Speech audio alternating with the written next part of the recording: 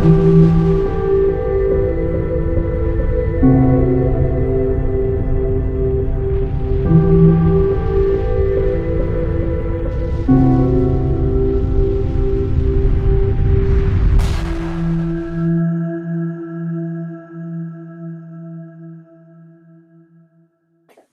les amis, nous voici à nouveau réunis pour une nouvelle émission de Face à Face que vous attendiez tous.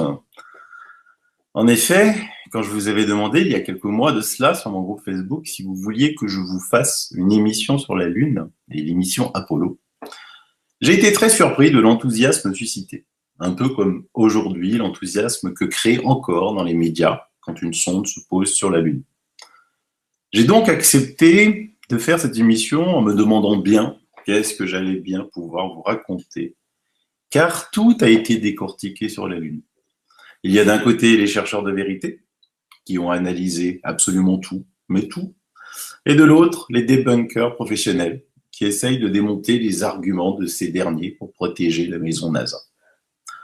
Enfin, il y a au milieu, mais comme c'est souvent le cas dans beaucoup de domaines, des personnes qui ont des idées arrêtées sur le sujet, sans avoir fait une once de recherche, et qui insultent gratuitement ceux qui ne pensent pas comme eux.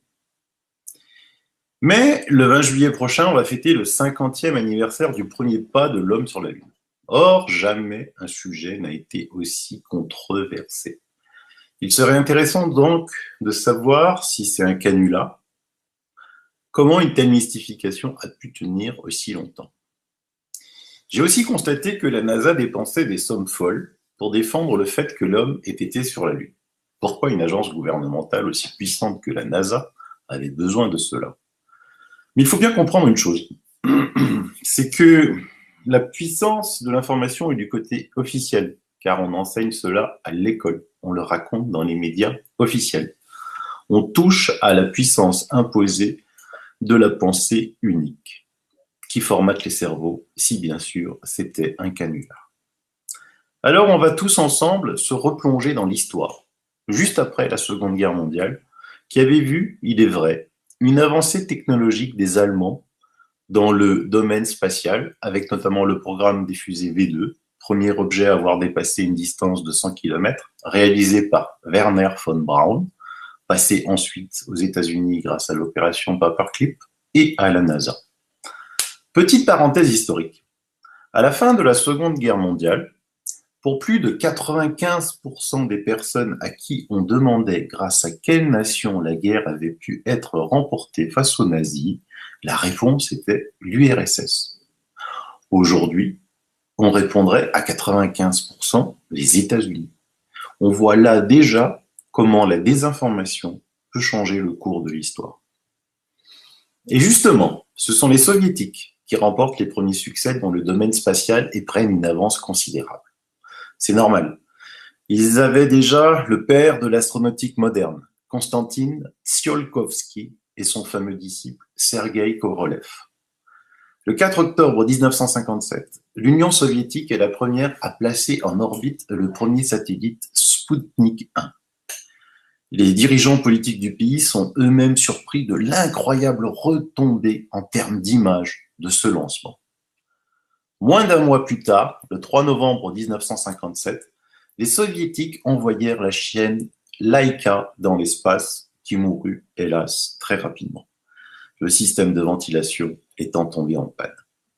Ce qui est intéressant de noter, c'est qu'en 1957, les hommes ne connaissent strictement rien de l'espace, puisqu'ils sont obligés de dépenser des sommes considérables pour envoyer un chien dans l'espace pour savoir s'il allait y survivre. Les Américains, eux, enverront un singe, nommé Sam, dès 1960 avec leur programme Mercury, soit 9 ans à peine avant le premier pas d'un homme sur la Lune. Les Américains, inquiets de la supposée avancée russe, créèrent en 1958 la NASA. Mais le 2 janvier 1959, les Soviétiques lancent leur première sonde Luna 1, qui va passer à proximité de la Lune. Ils donnent le départ à la conquête spatiale en devenant le premier engin à se défaire de la gravité terrestre. Ils confortent encore leur avance en envoyant le premier homme dans l'espace, Youri Gagarin, le 12 avril 1961, qui devient de facto un héros mondial. L'Amérique est KO debout, l'URSS triomphante. Kennedy, alors président des États-Unis depuis janvier 1961, réagit très vite avec un discours devant le Congrès américain le 25 mai 1961, demandant des subventions supplémentaires pour envoyer un homme sur la Lune et le ramener vivant avant la fin des années 70. Kennedy va alors demander à James Edwin Webb, alors administrateur de la NASA, de tout mettre en œuvre pour réussir. Webb est un passionné et il met tout son poids et son expérience pour faire du vœu présidentiel une réussite. C'est le début du programme Apollo. Mais les débuts sont difficiles car l'ampleur de la tâche est énorme. Kennedy commence à douter très vite. Dans un document déclassifié, il y a une conversation téléphonique entre Kennedy et Webb le 18 septembre 1963. Kennedy lui demande s'il est réélu en 1965, au cas où il serait réélu en 1965 pour un second mandat, s'il était possible de voir son vœu s'exaucer et de voir un Américain poser le pied sur la Lune avant la fin de son second mandat. James Webb lui répond que non, que cela sera juste après, hélas. Kennedy demande alors à Webb s'il est si judicieux de dépenser de telles sommes, autant de milliards, alors que de simples sondes donneraient le même résultat. Mais Webb lui assure que non, il faut aller coûte que coûte sur la Lune. Mais 2 jours plus tard, néanmoins, le 20 septembre 1963, Kennedy, dans un discours, demande aux Soviétiques de se joindre aux Américains et de conquérir ensemble la Lune. Mais Nikita Khrouchtchev, à l'époque premier secrétaire de l'Union soviétique, lui répond dans un autre discours qu'il n'avait pas ce genre de projet à l'étude et que ce n'était nullement une priorité pour eux. Comme elle est bizarre cette réponse, les Russes faisaient déjà la pige aux Américains avec les lancements des premiers satellites hommes-femmes, ils ont aussi lancé la première femme dans l'espace, et sondes survolant la Lune. Accepter la main tendue des Américains, et ils auraient vite fait de transformer cela en « Vous avez vu, ils nous appellent à l'aide, ils ne peuvent pas le faire sans nous », et de s'en retrouver non seulement encore grandis, mais en plus, ne laissant pas d'éventuels lauriers de la gloire aux seuls Américains si ces derniers réussissaient. Mais ils refusent. Les Américains, eux, en 1964, s'engagent dans le conflit nord-vietnamien et on en oublie un peu le programme spatial, bien que le budget explosait littéralement. Le général Samuel C. Phillips, directeur du programme Apollo, présenta le 19 décembre 1965 un rapport où il décrivit un état lamentable du projet Apollo. Il y décrivait les nombreux dysfonctionnements, les lacunes techniques, tant au niveau des lanceurs Saturne que des différents modules lunaires. Il conclut son rapport en disant qu'après 4 années et demie, ces lacunes techniques sont si énormes qu'il ne voit pas comment elles pourraient être résolues dans les 4 prochaines années. Un autre entretien téléphonique déclassifié entre cette fois Johnson, l'ex-vice-président Kennedy qui lui a succédé à la présidence après l'assassinat de ce dernier, et James Webb, toujours l'administrateur de la NASA, montre que le rapport de Samuel Phillips est loin d'être pessimiste. La réalité est là, la NASA est à la rue. Le 27 janvier 1967, alors que l'équipage qui doit décoller 1 mois plus tard effectue une répétition au sol en conditions réelles, un incendie se déclare dans le vaisseau Apollo, dans lequel 3 astronautes se trouvent sanglés sur leur couchette. Les flammes font rage dans l'atmosphère confinée. Virgil Grissom, Edward White, Roger Chaffee décèdent asphyxiés, sans être parvenus à ouvrir l'écoutille et son mécanisme très complexe. L'enquête révèle l'utilisation de nombreux matériaux inflammables, un réseau électrique négligent et beaucoup d'autres faiblesses. En avril 1967, retenez bien cette date, Thomas Ronald Barron, alors inspecteur de la sécurité chez North American Aviation, le principal contractant de la NASA pour la construction du vaisseau Apollo, présentait un rapport catastrophique de 55 pages qui concluait que l'on ne pouvait mettre en danger la vie des astronautes juste pour tenir le souhait d'un président décédé maintenant. Pour lui, le programme Apollo devait être revu de A à Z. Ce rapport, vous pouvez bien sûr le trouver sur le net, en anglais bien sûr. Bizarrement, quelques jours plus tard, le 27 avril, la voiture de Thomas Ronald Barron fut bizarrement percutée par un train alors que des témoins l'avaient vu à l'arrêt. L'affaire fut très rapidement classée sans suite. Pour ceux que cela intéresse, je vous mets dans les liens. Je vous mets toutes mes sources dans les liens de la description YouTube comme à mon habitude. Une intéressante émission où un enquêteur, Gary Korsher, a mené son enquête et interrogé de nombreux témoins, dont la fille de Thomas Ronald Barron. Le titre de l'émission en dit suffisamment long. La NASA a-t-elle fait assassiner Thomas Ronald Barron? La situation est donc catastrophique pour le programme Apollo et nous sommes en avril 67. Pour ceux qui, comme vous, sont dans le domaine industriel, vous savez que repartir d'une feuille blanche est souvent plus simple que de corriger quelque chose qui a d'énormes lacunes. À ce propos, dans les nombreux et excellents commentaires que vous m'avez écrits dans ma petite vidéo d'introduction, l'un de vous, que je remercie vivement, m'a écrit cela. Je travaille dans l'aéronautique et quand on sait qu'il a fallu plus de 8 ans à Airbus pour faire voler son A380, alors qu'on est parti d'une base de A340-600, qu'on avait la technologie des partenaires sous-traitants experts dans les systèmes embarqués, avec une armada de bureaux d'études, d'ingénieurs, avec des calculateurs et logiciels très puissants, on comprend que les 7 ans qu'a mis la NASA en partant de zéro pour construire, développer, tester une fusée avec le module lunaire et toute la technologie embarquée que cela représente est tout simplement impossible. Cet abonné met le doigt là où cela fait mal, comparé par rapport à ce que nous sommes capables de faire aujourd'hui avec nos moyens technologiques.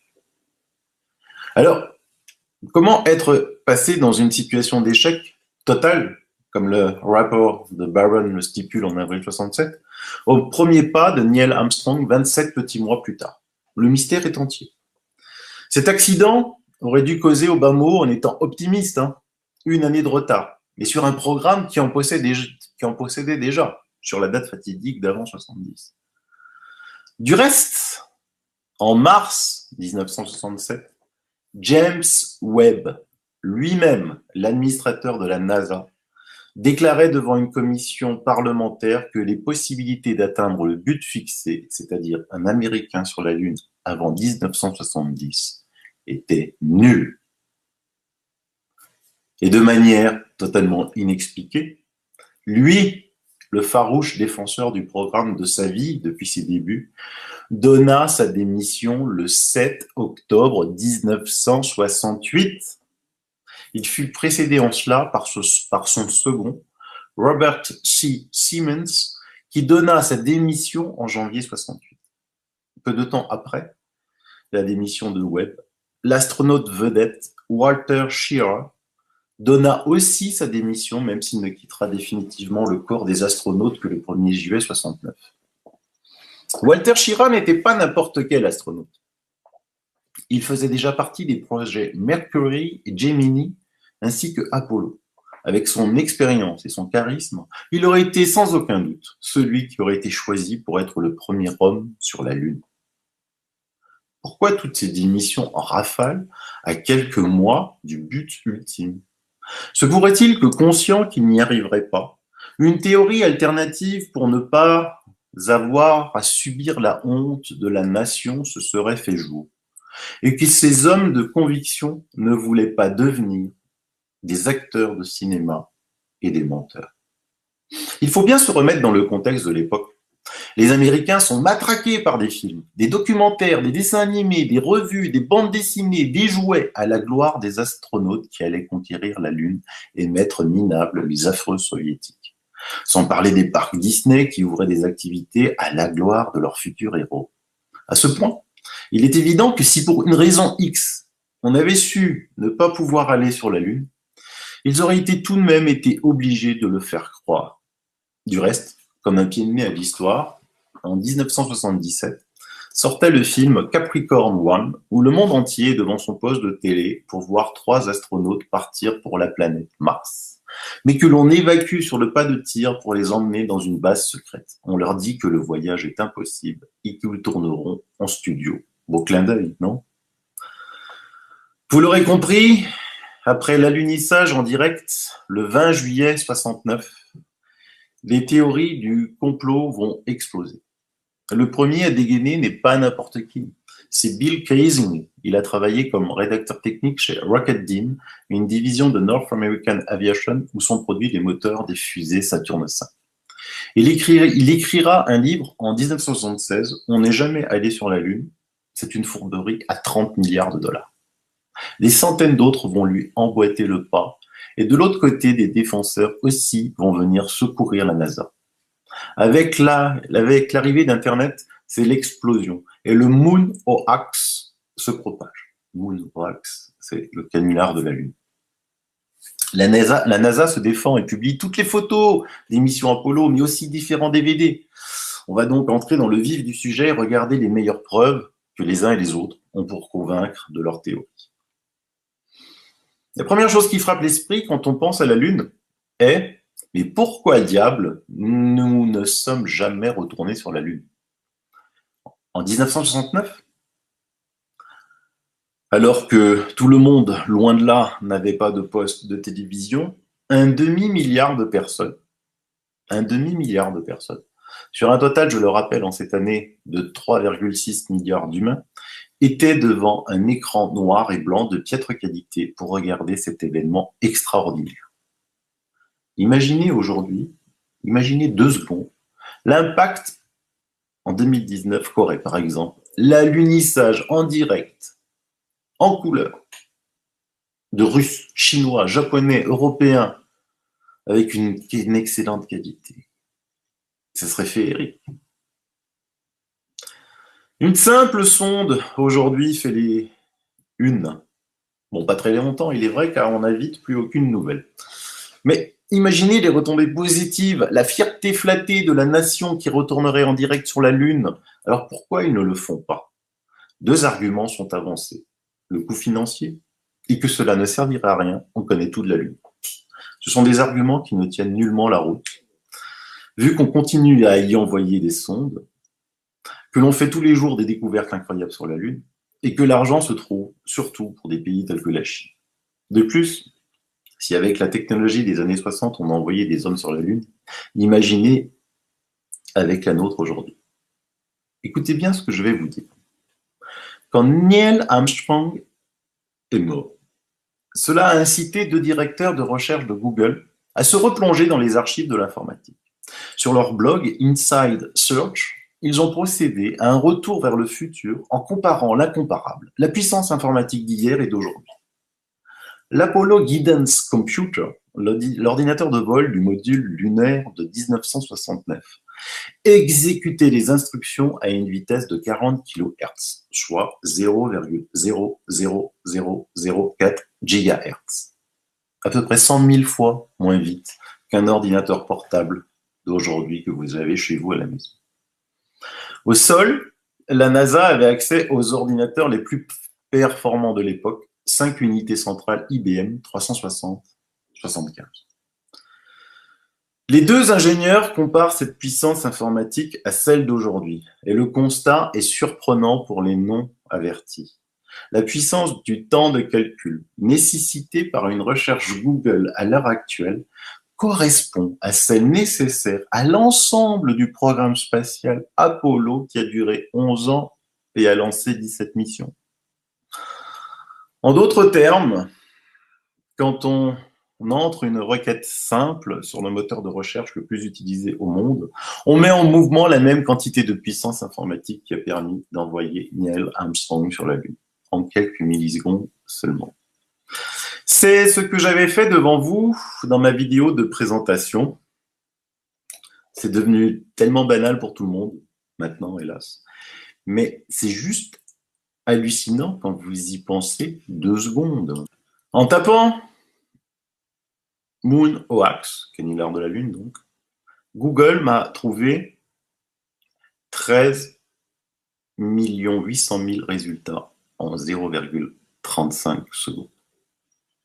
Ça n'a l'air de rien, mais cette simple requête est plus rapide et a une puissance informatique plus importante que l'ensemble du programme Apollo. L'Inde, le Japon, la Chine, les Russes, etc. ont envoyé des sondes se poser sur la Lune. Aujourd'hui, cela serait pour ces nations d'une simplicité enfantine d'envoyer des hommes sur la Lune. Mais en prétexte de faux arguments non valables, pour faire croire que ce n'est pas possible et que cela coûterait une fortune colossale. Vraiment ? La soi-disant course entre Américains et Russes pour arriver les premiers sur la Lune s'est arrêtée avec un accord historique signé entre Nixon et Brejnev pour développer une coopération spatiale qui a amené à fabriquer l'ISS, qui est bien plus coûteuse que d'installer une base fixe sur la Lune. Bien plus pratique aussi. Imaginez un télescope placé sur la Lune, la qualité des images qu'il aurait. Et justement, en parlant de télescope, on va là titiller un autre énorme problème. Depuis l'époque de Galilée, où l'on construit des lunettes, puis plus tard des télescopes, on ne voit toujours qu'une insipide surface morte de la Lune. Le plus souvent, on a l'impression d'être sur un minuscule astéroïde dont on voit à chaque fois les bords. Or, nous avons aujourd'hui la technologie pour lire, à partir d'un satellite, la plaque minéralogique d'une voiture. Alors, j'entends déjà les débunkers professionnels dire que la Lune n'est pas à la même distance que la Terre, et pourtant, des sondes, des satellites en gravité gravitent autour de la Lune, mais on ne voit jamais rien venir. Imaginez un satellite situé sur une orbite comprise, secret jalousement gardé, entre 300 et 30 000 km capable de lire une plaque minéralogique. Hélas, même en devenant milliardaire demain, vous ne pourrez vous acheter qu'un télescope réduisant en un minuscule point un détail comme le Stade de France, par exemple.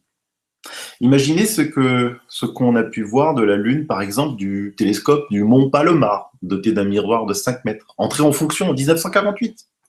Vous vous doutez que ces télescopes d'État ont été utilisés pour observer la Lune en haute définition. Sauf qu'il n'y a aucune photo haute définition de la Lune. Lancée en 1994, la sonde US Clémentine eut pour mission de photographier la Lune sous tous les angles ou presque.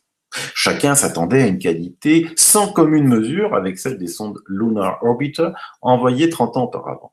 Clémentine était la première sonde lunaire lancée par la NASA depuis 20 ans. Les instruments de la sonde ont permis pour la première fois d'obtenir des images du pôle sud de la Lune. Les mesures effectuées suggérèrent que de la glace d'eau pourrait subsister dans les parties et certains cratères du pôle sud qui seraient en permanence à l'ombre. Clémentine emportait 7 expériences distinctes à son bord. Une caméra UV, une caméra dans le proche infrarouge, une caméra infrarouge à longue longueur d'onde, une caméra haute résolution, 2 caméras de poursuite stellaire, un altimètre laser et un télescope pour particules chargées.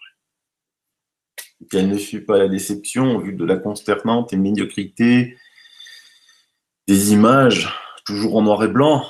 Pourquoi n'a-t-on toujours pas des images de qualité haute définition en couleur de la surface de la Lune et avons-nous toujours que des photos médiocres? Aujourd'hui, des amateurs, améliorant sans cesse leur propre petit télescope, offrent des images plus belles, plus nettes que celles des télescopes géants et que dire des instruments très haute définition des sondes qui sont envoyées sur la Lune. Là, par exemple, des images que des amateurs sont capables de faire aujourd'hui avec leurs petits moyens. On y voit des couleurs. On ne parle pas des photos floutées où des choses ont été gommées. Je vous mets dans les liens un excellent article qui explique comment procède Google Moon.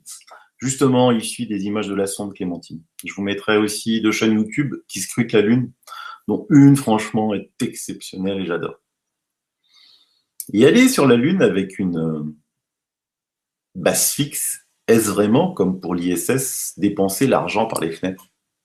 Les complexes militaro-industriels ne verraient vraiment la Lune que comme un astre mort? Eh bien non.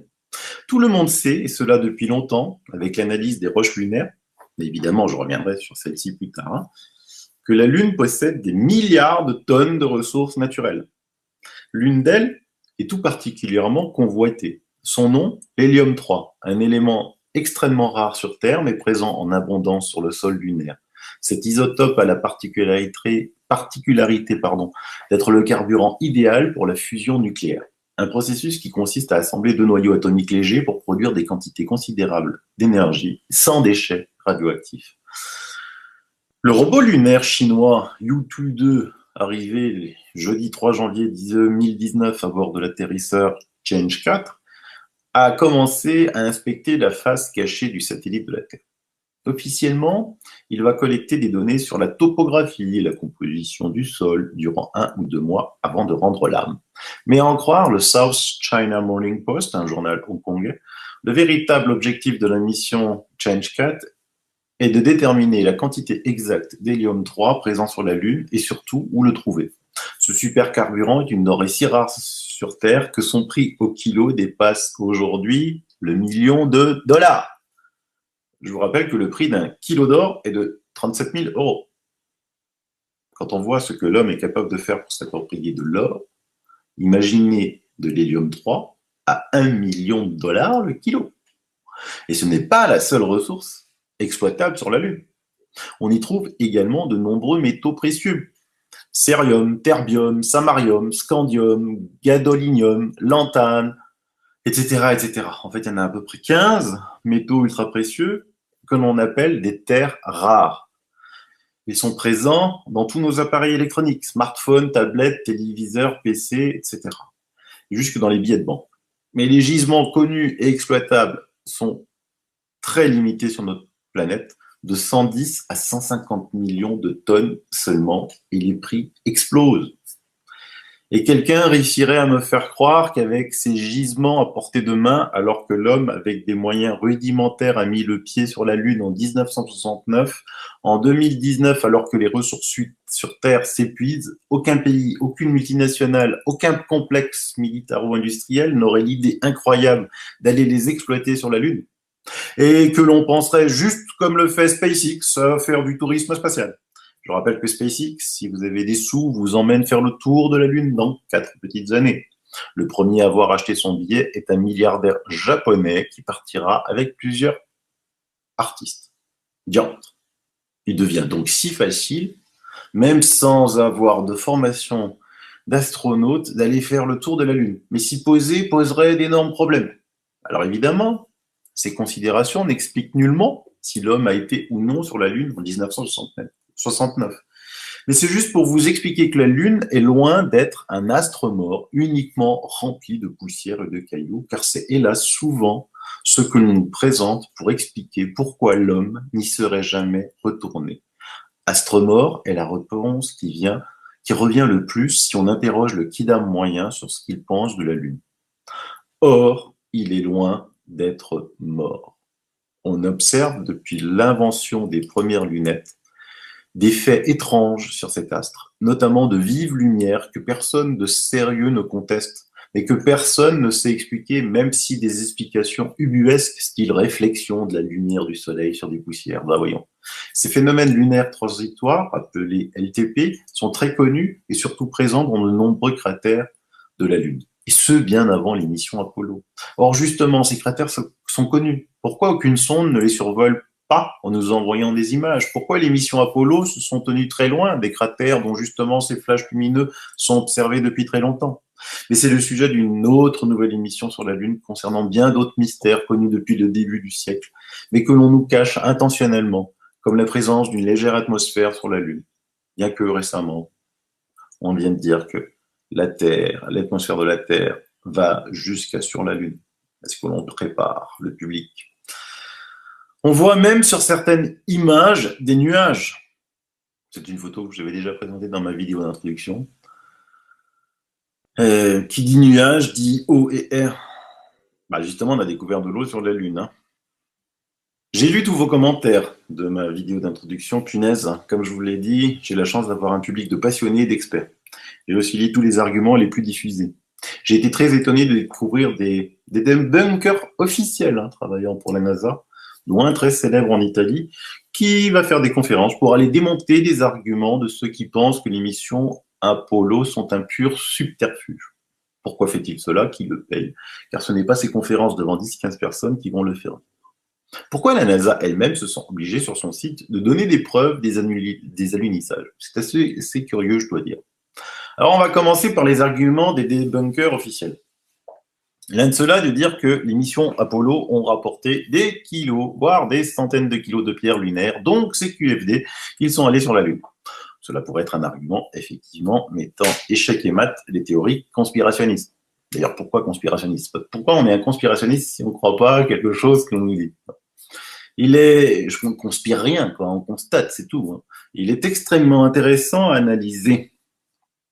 La première chose que j'ai faite est de savoir si les techniciens d'Apollo avaient prévu avant ce surplus de poids. Et oui, on nous raconte d'un côté que l'on met du scotch, on le verra plus tard, pour gagner du poids, et on ramène du surpoids en conséquent en retour. Était-il prévu? Car les cailloux, ça pèse. Sur ce point, je n'ai rien trouvé, mais j'ai peut-être mal cherché. Et si l'un de vous a une information, je suis preneur. Mais j'ai un doute énorme. Ensuite, il faut savoir que les Russes, avec leurs sondes, ont aussi ramené des cailloux lunaires. Certes, en bien moins grande quantité, mais ils n'ont jamais envoyé d'hommes sur la Lune. Ensuite, j'ai trouvé quelque chose d'extraordinaire. J'ai découvert que Werner von Braun, qui, je le rappelle, est directeur aux missions Apollo, est parti en Antarctique entre, tenez-vous bien, décembre 66 et janvier 67. Les débunkers professionnels racontent que c'était pour étudier les conditions pour les missions lunaires. Là, ils se moquent un peu du monde, car il n'y a strictement aucun rapport entre cet univers glacé et venteux et celui caillouteux, et paisible de la Lune. Or, figurez-vous que l'Antarctique éloigné constitue une des meilleures régions de collecte de météorites de la planète. Les roches spatiales s'y accumulent depuis des millénaires, préservées du climat froid et désertique du continent. Les météorites tombent et s'enfoncent dans des couches de glace à l'intérieur du continent. Lorsque la glace se dirige vers les côtes antarctiques, elle se heurte en montagnes transantarctiques où des vents puissants et secs enlèvent la glace et exposent leur cargaison d'un autre monde. Couche après couche, siècle après siècle, la glace se décolle, laissant de riches zones d'échouage de météorites où des centaines de roches spatiales peuvent être trouvées dans une zone de la taille d'un terrain de football. Petite zone, pratique. Elle contraste bien avec les reflets blancs de la neige et de la glace. Les scientifiques le comparent à un tapis roulant en service depuis 2 millions d'années. Regardez cette belle météorite. Les expéditions ont lieu d'octobre au début de janvier, lorsque le soleil ne se couche jamais. Justement, les Américains sont présents en Antarctique depuis la fin de la Seconde Guerre mondiale et les nazis avant eux. Et justement, von Braun était le père de fusée V2, ancien nazi, et justement, von Braun a mené son expédition entre décembre et janvier. Franchement, de vous à moi, on est début 67. Le programme Apollo bat de l'aile pour des raisons techniques, c'est la catastrophe absolue, comme le décrit le rapport Barron. Et c'est là que l'un de ses directeurs les plus influents, le père de la fusée Saturne V, déciderait tout d'un coup de prendre quelques semaines de visite en Antarctique. Qui peut croire cela? Alors bien sûr, me direz-vous, on y trouve de tout en Antarctique. Des cailloux du fin fond de l'univers, de Mars, de la Lune, pas tous des roches lunaires. Bah justement, ils n'en savent rien de leur origine. Mais qui d'autre peut le savoir? On peut se tromper, c'est certain. Écoutez cela. Une pierre lunaire issue des missions Apollo avait été offerte déjà le 9 octobre 69 à un ancien Premier ministre néerlandais par l'ambassadeur américain aux Pays-Bas. Je sais pas vous. 3-4 mois plus tard, les Américains rapportent des roches lunaires.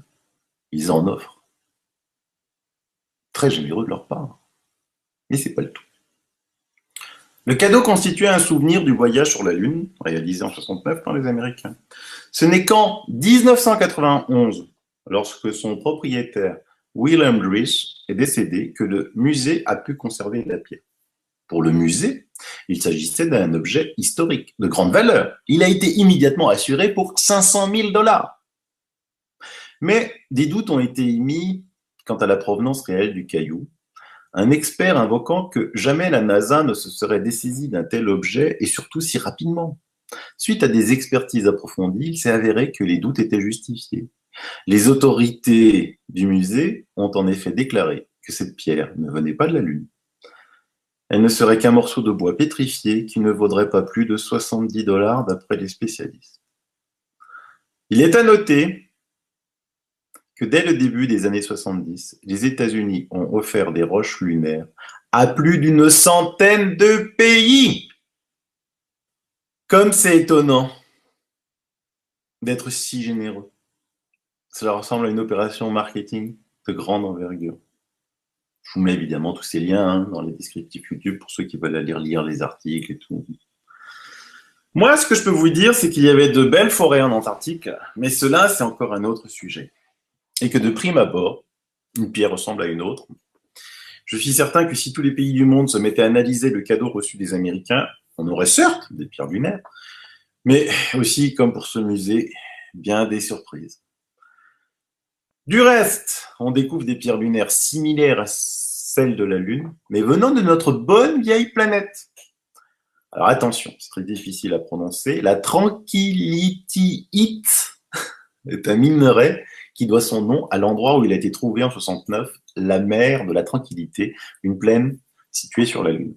Ce minerai a longtemps été considéré comme un minerai propre à la Lune, jusqu'à ce que des géologues en trouvent des échantillons dans l'ouest de l'Australie, a déclaré Birger Rasmussen, un scientifique australien.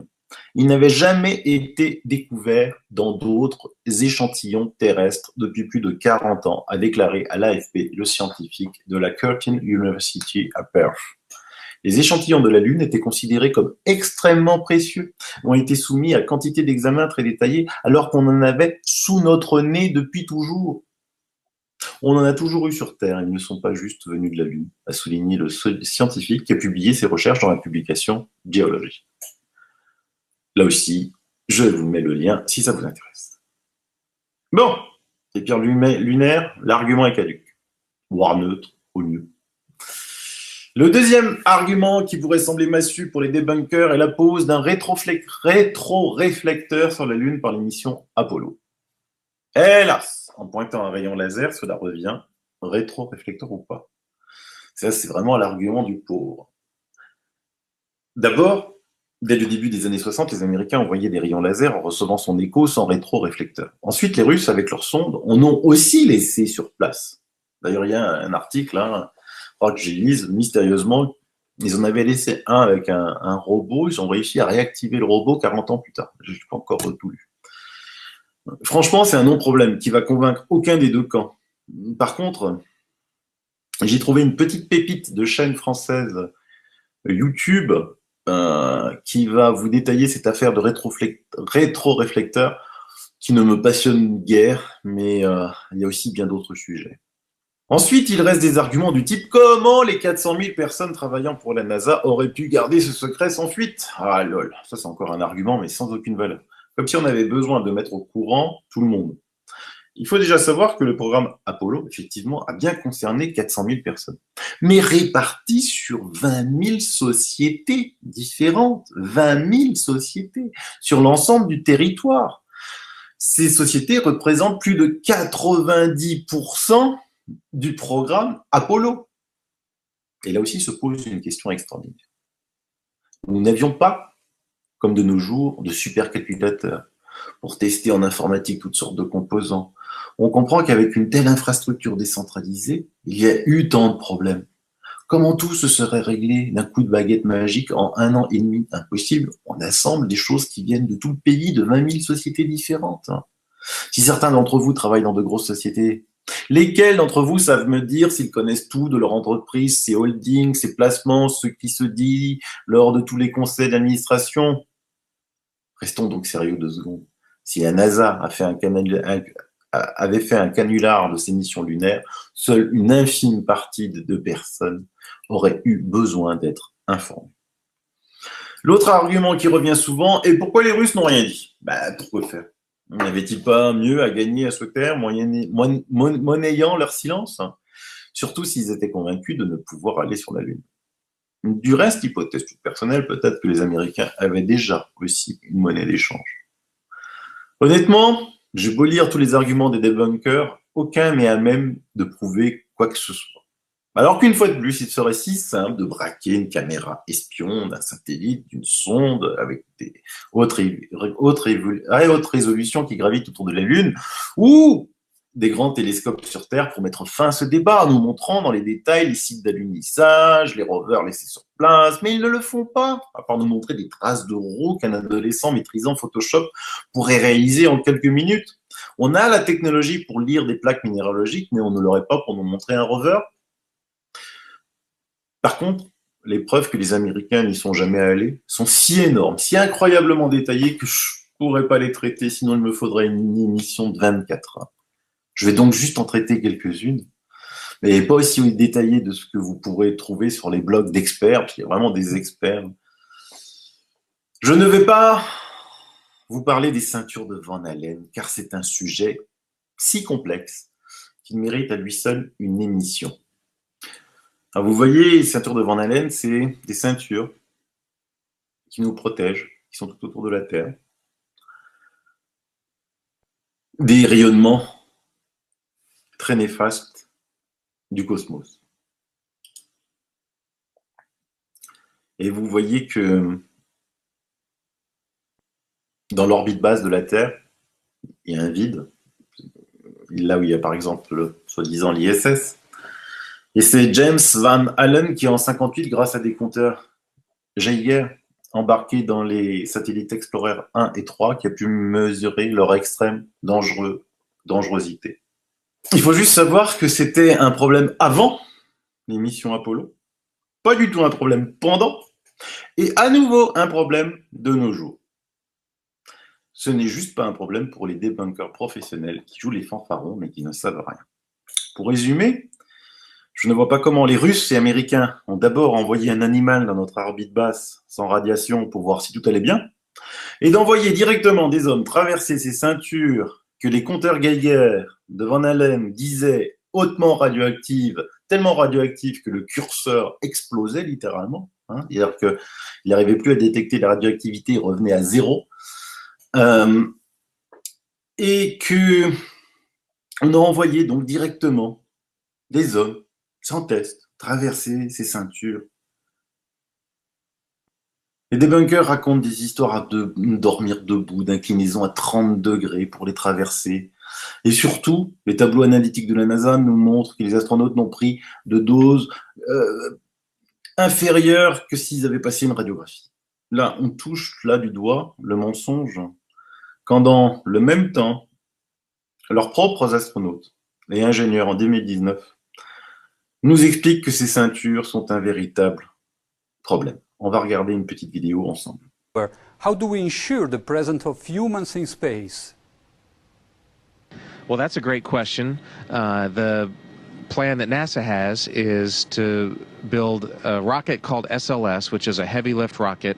It's something that is much bigger than what we have today, and it will be able to launch the Orion capsule with humans on board, as well as landers or other components to destinations beyond Earth orbit. Right now, we only can fly in Earth orbit. That's the farthest that we can go. And this new system that we're building is going to allow us to go beyond and hopefully take humans into the solar system to explore. So the moon, Mars, asteroids, there's a lot of destinations that we could go to, and we're building these building block components in order to allow us to do that eventually.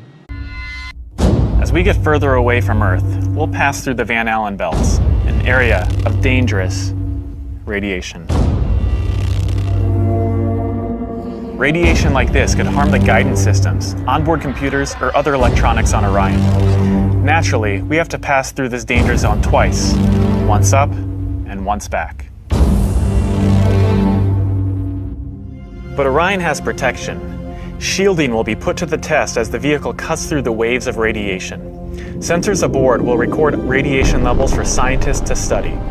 We must solve these challenges before we send people through this region of space.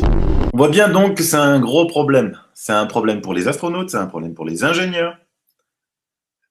Les seuls pour qui ce n'est pas un problème, ce sont les débunkers professionnels fanfaronnant sur leur chaîne YouTube, sans aucune formation scientifique. Et voici ce que disent les Russes actuellement. Selon le concepteur général des complexes habités, Evgeny Mikrin, le premier atterrissage des cosmonautes russes sur la Lune n'aura pas lieu avant 2030, une fois que le problème des ceintures de rayonnement Van Allen sera résolu. Allez, parlons plutôt du LEM. Le module lunaire, ou LEM pour Lunar Excursion Module, est le véhicule spatial utilisé pour débarquer des hommes sur la Lune. Son rôle est de faire atterrir sur la Lune 2 des 3 membres d'équipage du vaisseau Apollo avant de décoller pour rejoindre le module de commande et de service appelé CSM, resté en orbite lunaire et chargé de ramener l'équipage sur Terre. Après avoir étudié plusieurs configurations pour le vaisseau spatial, la NASA choisit en 1962 d'avoir recours au LEM, malgré les interrogations que suscite à cette époque le recours au rendez-vous orbital lunaire que sous-entendait ce choix. Seule cette solution permettait en effet de tenir l'échéance, la fameuse échéance fixée par JFK, en réduisant la masse satellisée et en limitant les coûts et les risques techniques. Le LEM comporte 2 étages, un étage de descente dont le rôle principal est de faire atterrir verticalement le module lunaire grâce à un moteur à poussée variable, et un étage de remontée doté de son propre moteur et dans lequel se situe la cabine pressurisée où séjournent les astronautes. La conception et la construction du module lunaire ont été réalisées sous la maîtrise d'œuvre de la société aérospatiale Grumman entre 1962 et 1969.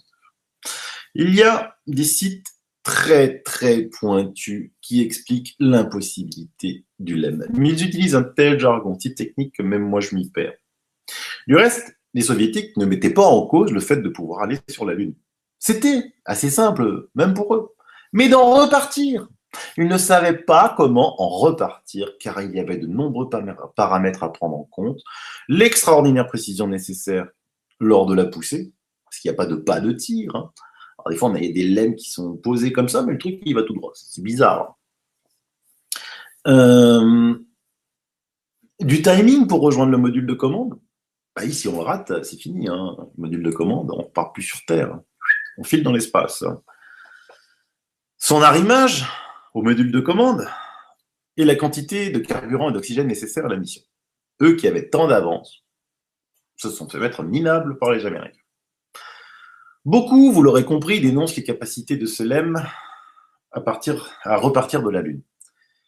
Pourtant, en 2019, il serait tellement simple de mettre les plans de ce LEM dans un ordinateur capable de simuler des fonctionnalités de n'importe quelle machine. Je vous l'avais déjà montré dans une vidéo. Aujourd'hui, on met des plans dans un ordinateur et puis, par exemple, les plans d'un moteur de voiture, et puis on regarde comment ça fonctionne. C'est comme ça qu'aujourd'hui, les écuries de Formule 1 maximisent les performances de leur voiture, puisqu'il n'y a presque plus d'essais. Hein. Donc, on maximise l'aérodynamique, certes en soufflerie, mais aussi le moteur grâce à des ordinateurs. Mais, problème, la société Grumman n'a plus les plans du LEM. Les débunkers disent que la société Grumman n'a pas pour vocation d'être un musée. Ils ne voulaient pas garder des archives. Non mais sérieusement, qui peut croire une ânerie pareille?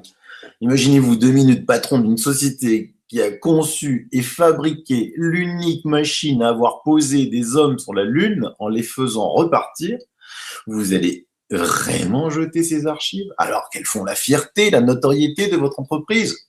Au pire, si c'est vraiment un problème de place, vous louez un box à $30 le mois. Pour une telle société, ça va être peanuts pour stocker ces précieuses archives, ou encore mieux, vous les vendez, donnez à un musée. Il serait des centaines à se porter acquéreur. Pire, le nouveau projet américain Constellation pour retourner sur la Lune voudrait s'inspirer du LEM. Ça colle pas. Et seuls les débunkers professionnels payés par la NASA peuvent penser qu'une quelconque société se serait débarrassée de ces plans. Et je parle des plans d'origine, hein, pas des schémas que l'on trouve partout et qui déjà laissent perplexes les experts. Mais figurez-vous que ce n'est rien. La NASA a perdu les originaux des films des premiers pas de Armstrong sur la Lune. Et pire encore, les films et les tirages originaux ont tous été perdus. Il ne reste que les duplications. On se moque ouvertement et à la face du monde sans que cela n'en fasse sourciller que quelques-uns. On va voir ce LEM à l'œuvre, repartir de la Lune, la chose impossible pour les soviétiques. Vidéo. Arm is out there. I'm going to get the pro. 99, proceeded, 3, 2, 1, ignition. Right away, Houston. Vector good. Rien ne vous a choqué? Je vais vous la remontrer après. Il n'y a eu aucune trace du réacteur. Alors les débunkers disent que sur la Lune, en absence d'atmosphère, il ne devrait rien avoir. Ah bon? Pourtant, vous avez tous vu des vaisseaux Soyouz en approche de l'ISS qui ont exactement le même type de carburant que le LEM, c'est-à-dire du carburant hypergolique, et on voit les traces que ce carburant laisse dans l'espace alors que Soyouz ne fait que de légères corrections pour s'approcher de l'ISS. Alors imaginez la poussée qu'il faut pour s'extraire de la gravité lunaire, qui est certes 6 fois moindre que sur la Terre, mais elle n'est pas nulle. Or, pour s'extraire de la Terre, il faut la poussée d'une énorme fusée. Et là, de la Lune, que dalle, pas de poussée, pas de traces. Je vous mets en lien le test de poussée dans le vide de l'un des moteurs de SpaceX. Et bien évidemment, le carburant hypergolique est bien visible. Allez, je vous remontre la vidéo de la NASA et je vais vous dire que pour moi, ce sont que des maquettes en miniature. Arm is out there. I'm going to get the pro. 99, proceeded, 3, 2, 1, ignition. Right away, Houston. Vector good. Il y a encore un autre problème. Là, la vidéo que je vous ai mise dure que, je ne sais plus, 4 secondes. Mais sur le site de la NASA, en fonction des missions, c'est entre 30 et 60 minutes hein, que ce type de vidéo dure. Alors, vous êtes là pendant 30 ou 60 minutes à regarder un LEM qui ne bouge pas, quoi. Et puis, pouf, après, il décolle. Mais oui, il faut positionner la caméra en fixe, l'antenne de direction de transmission du signal vers la Terre, remonter dans le module et préparer la longue mise à feu pour attendre le moment idoine pour attraper le module de commande, pour pas le rater. Sauf que, petit problème, le signal devrait se couper. Il faut savoir que sur la Lune, toutes les caméras avaient une optique comme ça de projection. Vous voyez, il y avait un viseur, on mettait la Terre au milieu et on ne pouvait pas bouger de plus ou moins de 3 degrés. Mais attention, ça bouge, même quand vous restez en fixe, tout bouge. La Terre ne va pas rester là. Hein. Si vous faites le test avec sur notre bonne vieille Terre, la Lune, vous visez la Lune, bah, vous allez voir qu'elle ne va pas rester dans le cercle hein, toute seule.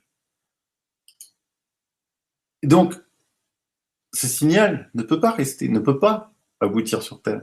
C'est encore pire parce qu'il y avait des caméras qui étaient fixées sur les rovers et qui devaient viser la Terre. Et souvent, ils bougeaient. Hein, donc, on voyait, en fait, si on simule dans un ordinateur les mouvements du rover, ça faisait par rapport à la petite fenêtre que je vous ai mise là, ça faisait comme ça. Hop, un coup je te vois la Terre, un coup je te vois pas, un coup je te vois, un coup je te vois pas. Bon. Pour la petite histoire, le moteur du LEM est dans la cabine pressurisée. Les astronautes s'assoient dessus. Or, figurez-vous que la NASA a diffusé de nombreuses vidéos où l'on n'entend rien. Ah, les débunkers professionnels racontent que c'est parce qu'il y a le vide de l'espace. Ben non, c'est dans la cabine pressurisée. Imaginez que vous êtes dans une Formule 1 que vous n'entendriez pas le moteur qui est derrière vous, quoi. Ce sont des images officielles de la NASA. Et ce sont les mêmes pour toutes les missions. Le moteur est dans la cabine. On ne l'entend pas. On ne va pas éléguer sur le fait que le LEM est totalement incondisible et qu'il lui serait impossible en 69 de rejoindre le module orbitant autour de la Lune. Je vous laisse les explications fort techniques, si ça vous intéresse, de l'excellent blog de Michel Chêne pour vous expliquer tout ça. Ainsi que des vidéos d'experts sur l'impossibilité du LEM pour ceux qui veulent aller plus loin, qui sont friands de technicité, ainsi que d'un lien d'un expert en ingénierie qui détaille, mais alors techniquement, l'impossibilité du LEM. Au fait, j'espère que vous l'avez déjà vu de près, ce LEM. Je vous montre quelques photos ici, issues du site de la NASA. Oui, parce que je vous précise que toutes les photos officielles de la NASA sont numérotées. AS11 veut dire Apollo 11, et suivi de chiffres. Si une photo vous intéresse, notez son numéro, que vous allez voir apparaître tout en haut de l'écran. Vous la rentrez, c'est même pas la peine d'aller sur le site de la NASA, vous rentrez directement ce numéro dans Google, et il va vous la retrouver. Mais pour en revenir, je vous conseille aussi de regarder la vidéo que je vous mets en lien intitulée « Impossibilité du LEM ». Allez, petit tour du propriétaire. Non, vous ne rêvez pas, c'est bien le LEM, voguant vers la Lune, photo prise du module de commande issu du site de la NASA. Un beau truc, hein.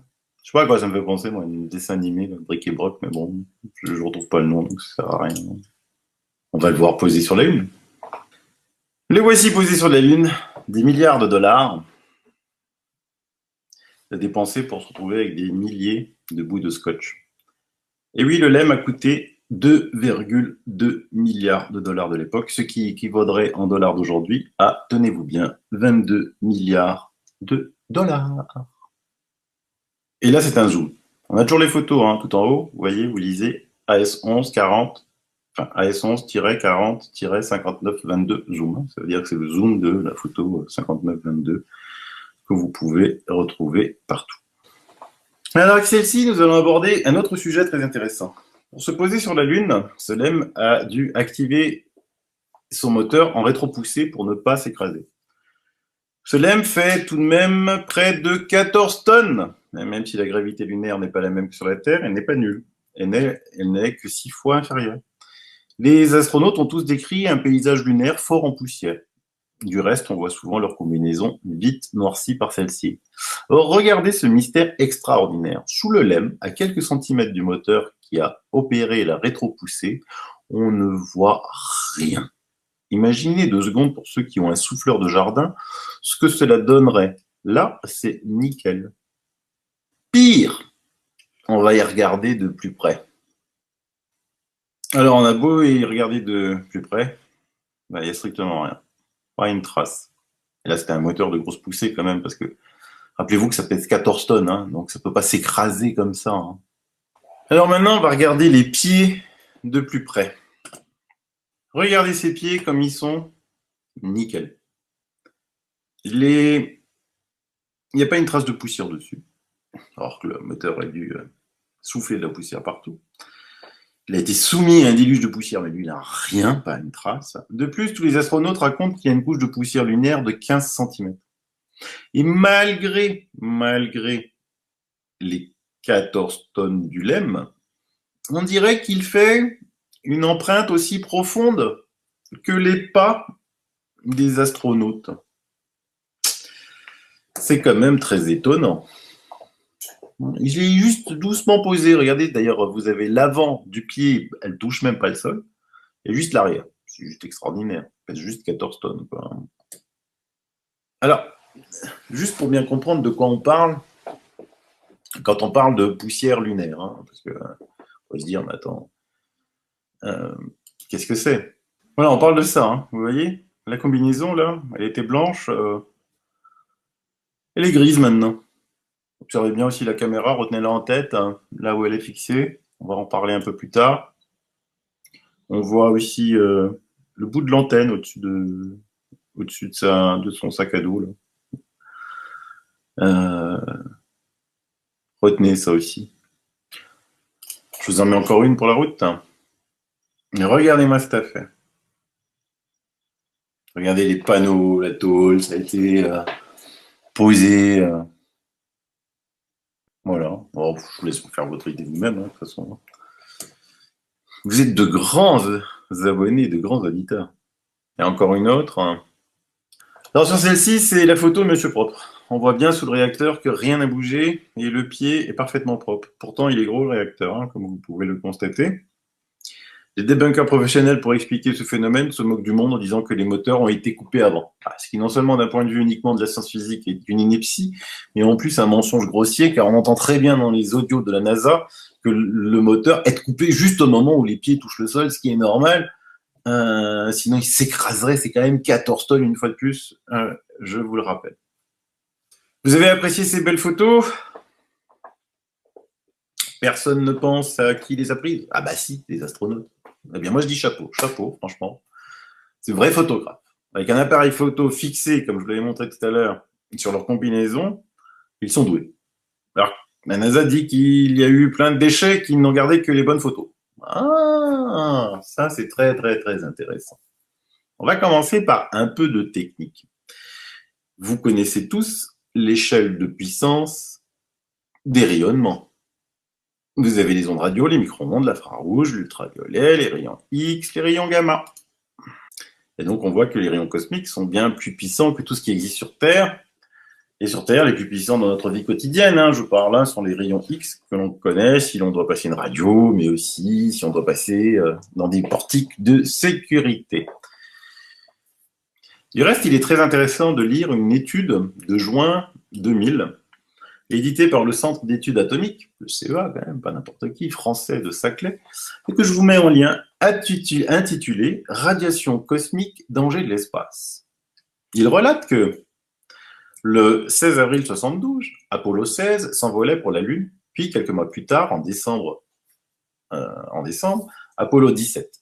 Mais que le 4 août 1972, entre ces deux missions, une fantastique explosion solaire a délivré durant 16 heures un flot immense de particules à des vitesses bien évidemment très élevées qui auraient irradié instantanément sur place les astronautes. C'est pas moi qui le dis, c'est dans le rapport du CEA. L'espace est donc un milieu très dangereux et on ne peut rien y prévoir. Et que de sortir de l'orbite terrestre reste encore aujourd'hui une problématique majeure. Mais revenons à nos moutons. Tous les photographes professionnels du monde entier connaissent les dangers des rayons X pour leurs pellicules. Quand ils devaient passer un portique de sécurité, ils le passaient à part, ou s'ils oubliaient, ils mettaient les pellicules directement à la poubelle. Du reste, c'est bien écrit en gros sur les pellicules. Les petites pellicules, on disait... Ah non, ils disent plus de pellicule, hein, c'est vrai, donc si les jeunes nous écoutent, ils disent de quoi il me parle lui. et donc, sur les pellicules. Et tant et si bien que même nos chers gouvernants ont fait une campagne de prévention à ce sujet. Si, je vous assure. Voilà. Passage de film ou de support argentique dans les appareils radioscopiques à contrôle de bagages. Risques et conséquences liés aux rayons X. Donc, vous voyez, c'est clair. Attention, ne placez pas vos films non développés en bagage de soute. Conservez-les avec vous en cabine. Et ils allaient même plus loin encore. Hein, c'est vraiment des gentils. Ils donnaient des exemples. Hein. Différents films photographiques, dispositifs de films cinématographiques, passage de film. Et donc, en bas, les conséquences, ce qui se passait, quoi. Vous voyez donc, bon, c'est pas très net, mais vous voyez que ça détériorait. Et là, on parle que de rayons X. On parle pas de rayons gamma. Igor Kostin, photographe devenu célèbre pour avoir suivi la catastrophe de Tchernobyl, elle a appris à ses dépens. Quand il est revenu une première fois après un survol rapide de la centrale de Tchernobyl, regardez le genre de photos qu'il a développé, le pauvre. Vous avez vu? Voilà, mais ça c'est les irradiations, c'est la radioactivité. Et on parle là d'un photographe professionnel. Les sondes que l'on a envoyées sur la Lune confirment toutes la même chose, qu'elles soient russes ou américaines. Du reste, dans un document édité par la NASA intitulé Human Safety in the Lunar Environment, il précise que le flux des rayons cosmiques, bien plus pénétrants, puissants, énergétiques, je le rappelle, que de simples rayons X, sont, tenez-vous bien, de 4,5 particules par seconde par centimètre carré. Vous avez bien entendu, je répète le chiffre, 4,5 particules par seconde par centimètre carré. Voilà, 10 centimètres carrés là, de peau, il y a par seconde 4,5 particules qui la traversent. Sauf que, vous avez noté tous la netteté exceptionnelle des photos prises par les astronautes que je vous ai montrées tout à l'heure. Haute définition, s'il vous plaît, grain impeccable. Un appareil magique de Disney? Non. Comment, avec 4,5 particules par seconde et par centimètre de haute énergie traversant le métal comme si c'était de l'air, ces mêmes particules peuvent-elles ne pas avoir affecté les pellicules? Et il n'y avait aucune protection sur ces appareils. Et on voit bien la caméra fixée. Aucune protection. Je n'ai pas de caméra, c'est l'appareil photo. Je vais vous le montrer. Du reste, une protection efficace dans l'espace contre de telles particules serait une alternance de couches de plomb, d'eau, d'hydrogène qui est actuellement étudiée. Vous voyez comment c'est complexe. L'appareil photo choisi par les missions Apollo est un Hasselblad 500EL. Le voici, l'Hasselblad, avec des optiques Zeiss. Très très bon matériel. Hasselblad est une marque suédoise, très connue des photographes professionnels, et munie, comme je l'ai dit, d'excellentes optiques Zeiss. Cet appareil photo, emmené par les astronautes, a traversé donc les ceintures de Van Allen radioactives, a été sur la Lune, a subi le rayonnement solaire, et les photos sont nickel. C'est de la pure magie. Petite histoire. Des chercheurs ont demandé à Jan Lundberg, le Space Project Manager de la société Hasselblad, pendant l'émission d'Apollo, d'expliquer ce mystère qu'il connaît parfaitement, ainsi qu'un autre que l'on verra plus loin. Il a bien été en peine de donner une quelconque explication, le pauvre. Puis il y a un autre problème encore plus grand. Comment les astronautes s'y sont pris pour changer de pellicule? Non, parce que sérieux, ils ont fait des milliers de photos pour en arriver à ce résultat extraordinaire de photos superbement réalisées. Mais sur la Lune, ils changeaient de pellicule comment? Déjà sur la Terre, à main nue. Donc voilà. Alors, imaginez faire ça dans l'espace avec les gros gants, ouvrir le boîtier pour remplacer les pellicules. Retenez bien ça. Ouvrir le boîtier pour changer de pellicule. La firme Hasselblad nous apprend que pour le vol d'Apollo 11, 1407 photos ont été prises, dont 232 à la surface de la Lune, pendant les 2h30 qu'ils ont passé à l'extérieur. Oui, si je ne vous l'avais pas mentionné, sachez qu'ils n'ont passé en tout et pour tout que 2h30 sur la Lune en dehors du LEM.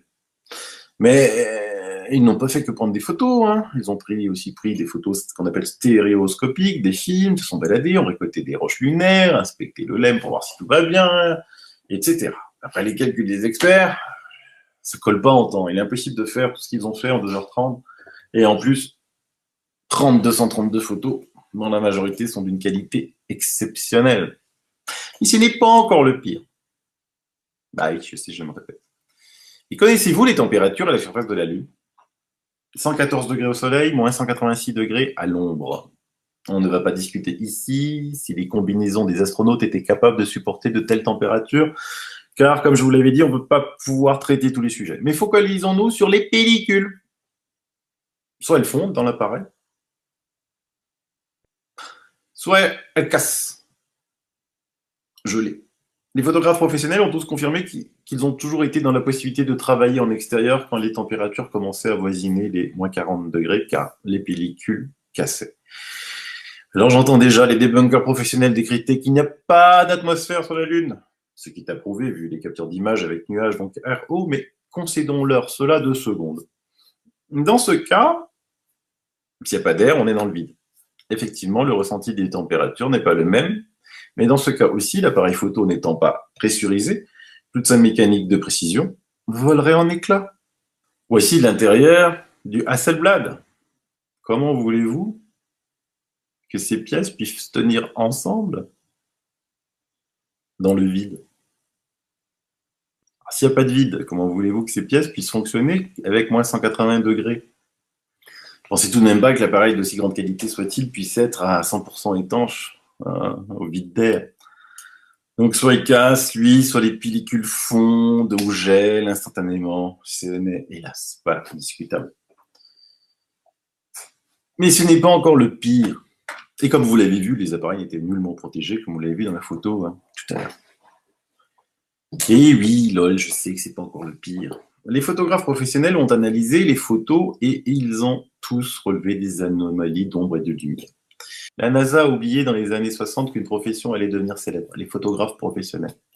Justement, l'un d'eux, Massimo Mazzucco, a imprimé en haute définition les photos issues du site de la NASA que vous pouvez tous télécharger et est allé à la rencontre de 4 très grands photographes qui s'arrachent à prix d'or pour les grandes revues spécialisées, les défilés de mode, etc., etc. Ils ont un don, celui de capturer l'instant, mais aussi les ombres et les lumières. Il s'agit de Peter Lindbergh, Aldo Falai, Tony Thornburg et Oliviero Toscani. Et il en a fait réunis dans un DVD exceptionnel, de 3h26, American Moon. Les 4 photographes au départ ne s'étaient jamais intéressés aux missions Apollo. Ils étaient, comme monsieur et madame tout le monde, totalement convaincus de la réalité de celle-ci. Ils ont été surpris de l'initiative de leurs collègues. On voit dans le DVD que pour chaque photo présentée individuellement aux 4 photographes, c'est Mazzucco qui se déplaçait à eux, les voir réagir instantanément aux mêmes détails pour chaque photo. Je ne vais pas ici spoiler le DVD, juste pour vous donner 1 ou 2 exemples. Si on prend maintenant comme envisageable l'hypothèse du canular, cela veut dire que toutes ces images ont été prises en studio avec des projecteurs remplaçant le soleil. À l'époque, il n'y avait pas d'écran vert comme aujourd'hui où on filme une scène avec un fond vert et ensuite on y rajoute ce que l'on veut. Non, à l'époque, il y avait la technique appelée front projection. Front projection. Projection frontale.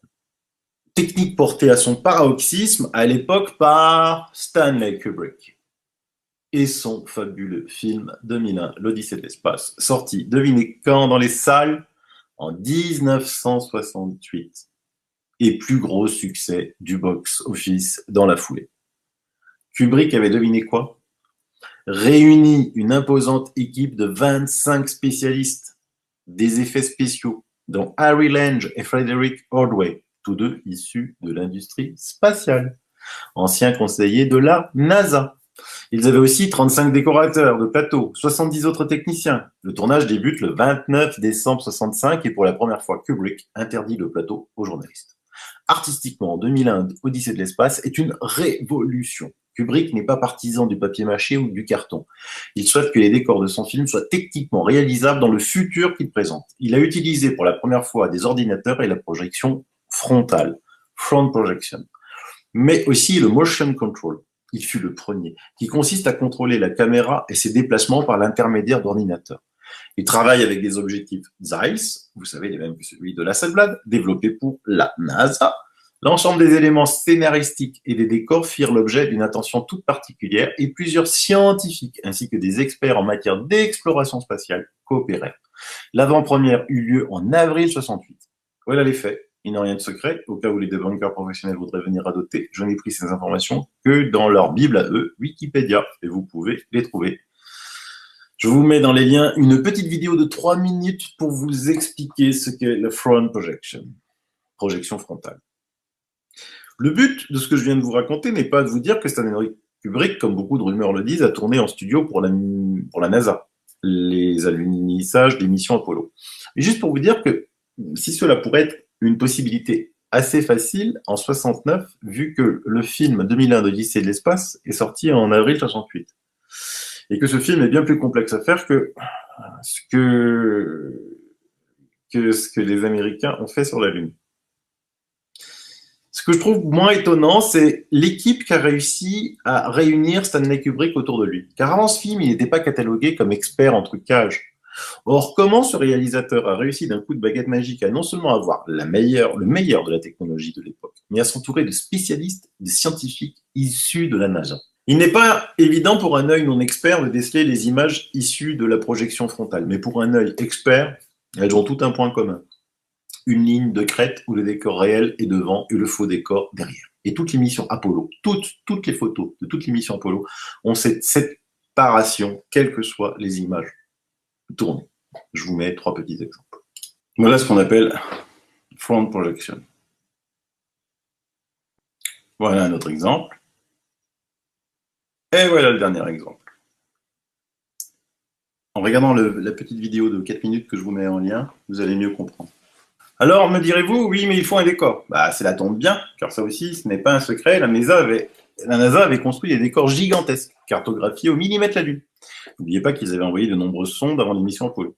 Ils avaient aussi un simulateur de vol pour entraîner les astronautes à se poser aux bons endroits. Voilà. Ici, la reproduction de la Lune. Mais alors, millimètre. Hein. Vous voyez? Là, on calcule vraiment, on fait... c'est les photos qui ont été prises par les Lunar Orbiter. Et donc, on les, au millimètre près, on les met sur la maquette. C'est vraiment un travail de longue haleine qui a été fait. C'est vraiment un travail de précision. Hein. On met les zones plus sombres, les zones moins sombres, les reliefs. Voilà. Ici, c'est une partie suspendue. Alors tout ça, c'est pour quoi faire? C'était pour entraîner les astronautes à se poser. Hein, donc il y avait ce qu'on appelle un simulateur. Et voilà, donc le Landing Simulator. Et si on compare les photos prises à ce simulateur par rapport aux missions, vous avez ça. Voilà. À gauche, vous avez le NASA Simulator. Mais à droite, vous avez les images issues de Apollo 15. Travail bien fait. Hein. J'y vois aucune différence. Je trouve même que c'est plus joli à gauche qu'à droite. Donc, en prenant l'hypothèse que nous sommes dans un studio de cinéma, y aurait-il des preuves formelles? Elles ne peuvent échapper au regard d'experts, de photographes professionnels, car il y a une différence énorme, mais alors énorme, entre la luminosité du soleil et celle de projecteurs de cinéma. Le soleil, lui, illumine tout de la même intensité, surtout sur la Lune où le paysage est assez monochrome. Vous voyez? Prenons par exemple cette photo sur Terre, sous un beau ciel bleu. L'intensité de la lumière du soleil est la même partout, au loin comme au près. Sur la Lune et en noir et blanc, cela devrait être encore bien plus uniforme. Vous voyez, au loin, au loin, au loin, je ne parle pas des montagnes, je parle du paysage en premier plan, il y a la même intensité devant que derrière, la même partout, gauche, droite, la même intensité. Alors, est-ce le cas sur les photos prises par les astronautes? On va voir. Voilà, une photo. Il n'y a pas du tout. On voit bien une différence de luminosité éclatante entre la gauche et la droite de la photo. Le soleil ne peut pas faire cela. Et c'est hélas pareil sur presque toutes les photographies. Vous voyez? L'intensité est beaucoup plus importante au début que sur la fin. En photographie, ce phénomène est bien connu. Hein. On appelle ça hotspot, point chaud, pour la partie bien éclairée par le projecteur, et fell off, chute de lumière, pour la partie moins bien éclairée. On voit bien ce phénomène avec cet astronaute que je vais vous montrer. Voilà, on voit bien le phénomène. C'est très, très, très éclairé sur la partie...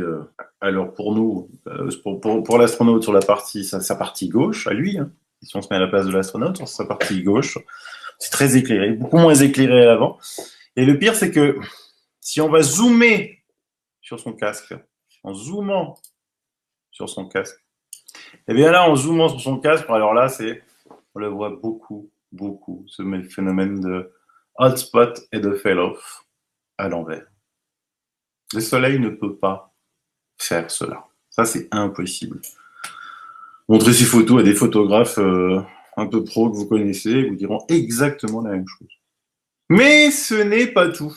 Certaines scènes sont photographiées comme sur un plateau de cinéma avec d'énormes projecteurs et des panneaux réflecteurs de lumière. Les photos issues du site de la NASA sont classées par ordre. Je vais vous montrer ici une photo numérotée 5862 pour la mission Apollo 11. Pour un œil non expert, il va la trouver normale. Sauf qu'en prenant la photo qui arrive un peu plus loin, la photo numérotée 5866. Donc vous voyez bien que celle-là est numérotée 5862, donc elle est avant celle que je vais vous montrer maintenant. Voilà. Donc, c'est 4 photos après. Et là, on comprend bien, sur celle-ci, que le Soleil, la source de lumière, est derrière le LEM. Il est donc totalement impossible d'avoir un astronaute aussi net. Il devrait être au pire complètement dans le noir, ou au mieux, on distinguerait une vague silhouette. Du reste, pour un œil expert, on voit dans le talon droit, dans la zone un peu mauve, un reflet qui ne trompe pas. Tout comme il y a des différences de luminosité sur l'aluminium doré en bas à droite, juste à côté des United States à gauche. Et c'est justement des différences de luminosité qui sont dues à la position du projecteur, sinon l'ombre devrait être totalement uniforme. Alors maintenant, on va revenir à la photo précédente. Là, vous comprenez que donc, le Soleil est derrière le module et que l'on a compris que la source de lumière est derrière le LEM. Il est impossible de voir l'astronaute dans le LEM. Strictement impossible. On devrait voir rien, une tache noire. Alors un œil expert aurait repéré tout de suite la source de lumière dans cette photo. Vous voyez juste à gauche du drapeau américain en bas à gauche, là, il y a le drapeau américain. Vous voyez le triangle, on voit bien le Soleil se refléter là-dessus. Donc en fait, si ce n'est pas le Soleil, c'est que c'est un projecteur, mais qu'ils en ont mis un autre de ce côté-là. Alors pour ne pas faire lumière, ils utilisent ce qu'on appelle vous savez, les fameux tableaux blancs là, pour refléter la luminosité. Sinon, n'importe quel photographe vous dira que cette photo est strictement impossible. Si la source de lumière est réellement le Soleil, on ne verrait rien ici. Et la preuve éclatante de la présence de projecteurs est que le Soleil fait des ombres parallèles. Alors certes, sur un axe, on va dire, vertical, parce que quand vous avez un axe horizontal, on peut voir des lignes d'ombre diverger ou converger, mais sur un axe horizontal. Mais c'est dû à l'effet de perspective. En fait, en réalité, si vous les suivez, même comme ça, elles sont strictement parallèles. Mais en vertical, c'est toujours parallèle. Maintenant, regardez cette photo. Alors, regardez devant les rochers, mais regardez l'ombre de ces rochers. Et maintenant, regardez le LEM, et regardez l'ombre du LEM. Voilà. Et si c'était le Soleil, il ne pourrait pas faire ça. Alors maintenant, si vous voulez connaître la source de la luminosité, vous prenez une règle, vous prenez l'ombre, vous la mettez parallèlement à l'ombre du LEM et parallèlement à l'ombre des cailloux, et vous allez trouver la source de lumière qui va se croiser entre ces deux ombres en haut à gauche de la photo. Et c'est encore plus frappant sur cette photo de la NASA toujours. Voilà, mais là pareil, vous avez l'ombre du LEM, vous avez l'ombre de l'astronaute qui n'est absolument pas parallèle, et vous avez l'ombre du caillou du devant qui n'est pas parallèle. Là aussi, vous avez un projecteur qui est au diagonale. Il y a aussi à noter quelque chose d'intéressant sur cette photo. Je n'ai plus réussi à la trouver je ne l'ai pas trouvée sur le site de la NASA. Comme je l'ai dit en présentation, beaucoup de chercheurs de vérité, avant moi, ont analysé toutes ces photos. La NASA, impunément, de temps en temps, en fait disparaître. Ces photos qu'évidemment Kendall Bunker ne pourrait expliquer. Il y a beaucoup de choses comme ça qui disparaissent, mais comme ça a passionné tellement de monde depuis le début, beaucoup ont gardé en mémoire, fait des sites, des blogs spécialisés avec toutes les photos. Donc on retrouve à peu près quand même absolument tout. Mais j'ai passé 3h26 de pur bonheur avec les 4 photographes professionnels du DVD American Moon. Il coûte la modique somme de 12 €, c'est bientôt moins cher que un paquet de cigarettes. Et le plus impressionnant, c'est que ces 4 photographes professionnels, au départ, ils croyaient dur comme fer que l'homme avait été sur la Lune. En fait, il s'était jamais penché sur les photos haute définition de la NASA. Il est très intéressant de constater comment leur attitude change, car ils s'aperçoivent très vite que cela ne peut pas être possible, quoi. C'est des pros. Et de voir surtout avec quelle rapidité ils mettent immédiatement le doigt là où c'est la cloche, quoi.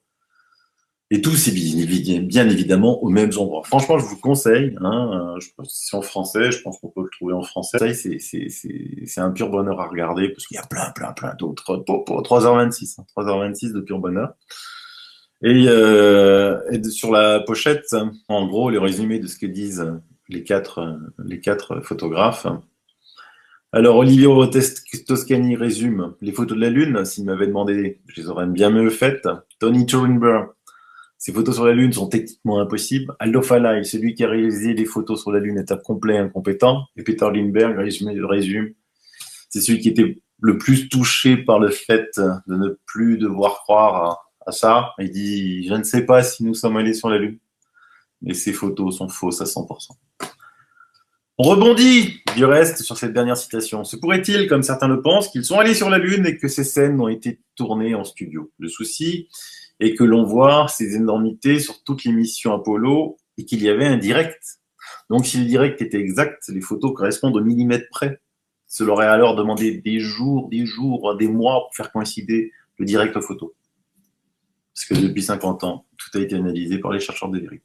Je pourrais encore recommencer l'émission du départ avec d'autres arguments. Vous parlez des câbles d'acier qui tiennent les astronautes. Dans le DVD American Moon, il y a énormément de scènes décortiquées où non seulement on comprend que c'est impossible pour les astronautes d'avoir des gestes comme par exemple se relever instantanément alors qu'on a les 4 pattes par terre, mais souvent, Matsuko, avec son œil d'expert, a réussi à capturer le reflet du projecteur sur le filin d'acier.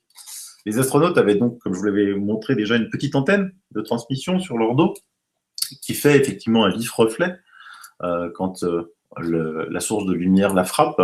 Mais bien plus haut, un reflet issu de nulle part, le câble. Je vous mets allez, 5 secondes de vidéo plaisir. Il manque juste la musique de Benny Hill pour être parfait sur ces câbles d'acier où l'on aurait pu en parler des heures et des heures.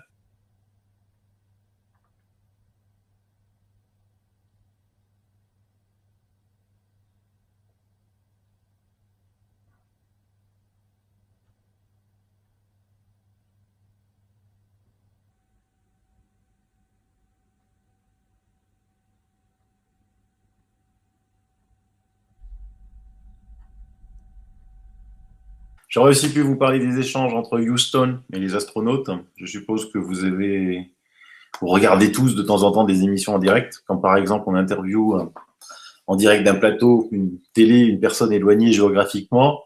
Vous avez toujours ce petit laps de temps entre la question et les réponses. Sur la Lune, si tout va bien, grand ciel bleu, transmission parfaite, c'est 1,3 secondes aller, 1,3 secondes au retour. Soit vraiment dans l'hypothèse la plus impeccable, c'est-à-dire que ça se transmet bien, on comprend instantanément la question, on répond de suite 2,6 secondes dans le meilleur des mondes. Ce qui n'arrive jamais. Mais là aussi, sur le site de la NASA, on a de nombreux exemples où ce laps de temps n'est pas respecté, avec le record attribué à une liaison à 0,9 secondes. Aller-retour. C'est juste impossible. Là aussi, c'était analysé par beaucoup de chercheurs de vérité, et là aussi, beaucoup de bandes audio ont été, non pas... alors cette fois-ci, n'ont pas été disparus, enfin, non pas, la NASA ne les a pas effacés, mais il les a corrigés, quoi. C'est-à-dire qu'on a rajouté du temps. Donc on a certains éléments où on a 0,9 secondes, et tout d'un coup, ça se transforme quand on va regarder un peu plus tard, il y a 4,2 secondes. Mais il en reste plein qui ne sont pas corrigés, parce qu'il leur faudrait corriger les tonnes et les tonnes. J'aurais aussi pu vous parler de Google Lunar X Prize. C'est un concours de 30 millions de dollars organisé par Google. Son but est d'envoyer un robot sur la Lune chargé de parcourir au moins 500 mètres et de transmettre des vidéos, des images en haute définition. Les équipes désirant y participer devaient s'enregistrer avant le 31 décembre 2010. Mi-2012, il y avait 25 équipes sur 36 initiales qui continuent l'aventure. Début 2016, 16 équipes restent en compétition. En janvier 2018, il en reste 5. Et le 23 janvier, Google communique que le prix ne sera pas attribué car il n'y a officiellement aucun gagnant. Le pire, c'est pas ça. Il y avait un bonus de 4 millions de dollars pour une retransmission en direct des zones d'alunissage des missions Apollo. Ah, vous savez quoi? La NASA a immédiatement pris la décision de déclarer une no-fly zone, comme s'ils avaient des droits sur la Lune, la NASA, soi-disant pour préserver les sites d'une éventuelle contamination. Alors là, franchement, il faut vraiment être un supporter aguerri et inconditionnel de la NASA pour avaler cette couleur. Mais alors, vous allez finir par me poser la question fatidique, les astronautes sont tous des comédiens alors? Non, justement, ce sont des personnes honnêtes à qui on a cassé leur rêve d'enfant, mais ils sont fidèles et loyaux, et pas au point de savoir jouer la comédie, car cela, ils ne l'ont pas appris. Il suffit de regarder la première conférence. Ils rentrent, ils sont des héros vivants, adulés dans le monde entier. Ils ont fait l'impossible. On pourrait s'attendre, lors de la première conférence, à une joie insensée. Alors je voulais juste un tout petit extrait, mais pour ceux qui comprennent un peu les gestes, pas la parole, on sait que en les regardant, on a affaire là à 3 personnes désorientées, stressées, apeurées.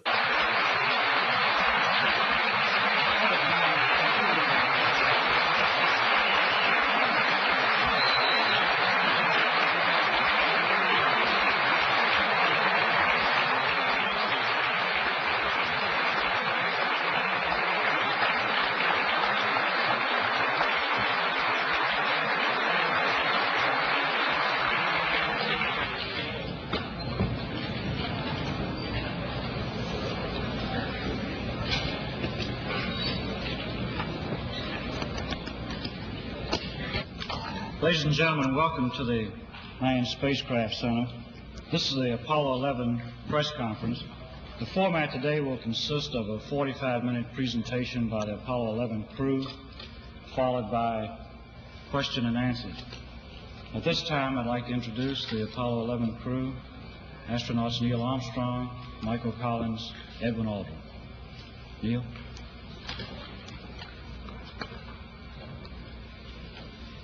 It was our pleasure to have participated in one great adventure. It's an adventure that took place not just in the month of July, but rather one that took place in the last decade. We all here and the people listening in today had the opportunity to share that adventure over its developing and unfolding in the past months and years. It's our privilege today to share with you some of the details of that final month of July that was certainly the highlight for the three of us. Un peu plus tard dans cette conférence, à la question d'un journaliste passionné de leur décrire comment étaient les étoiles sur la Lune, comment ils les voyaient, ils ont répondu qu'ils n'en ont pas vu, y compris Collins, qui était resté dans le module de commande, et qui, je dirais, parce que rien que ça à faire.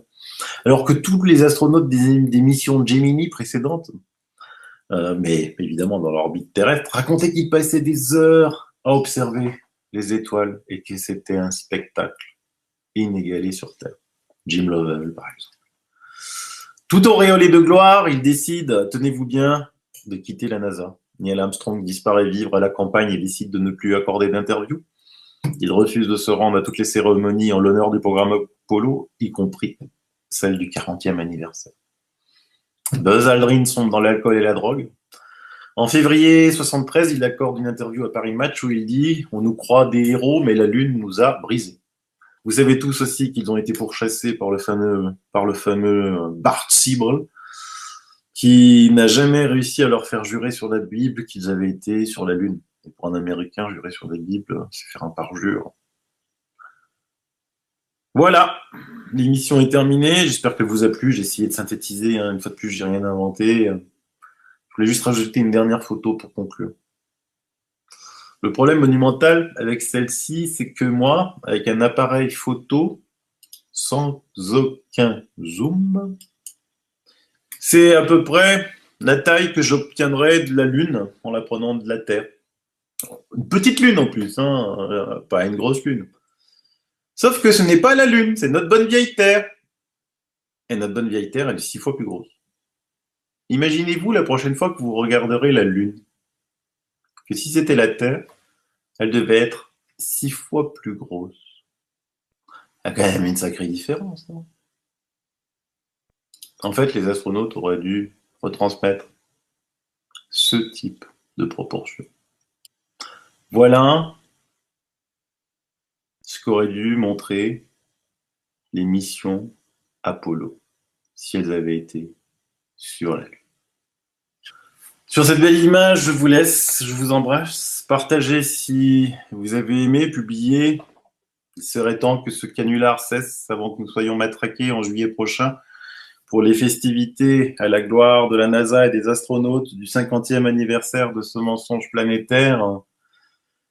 Et rappelez-vous une chose, que si la NASA était capable de manipuler l'information, malgré l'incroyable travail des chercheurs de vérité qui ont découvert le poteau rose depuis très très longtemps, j'invente rien, je n'ose imaginer ce dont ils sont capables de nous cacher. Mais cela sera pour une prochaine émission. Abonnez-vous si vous aimez et bisous à tous.